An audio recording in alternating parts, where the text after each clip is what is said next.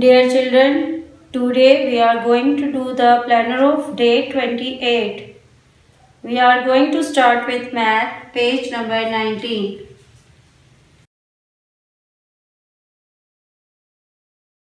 Today we will learn the counting of 11 to 15. Counting till 11 to 15.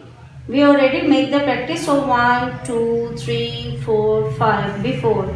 Then how 11 comes?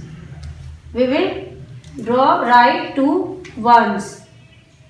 Standing line and standing line again. 11.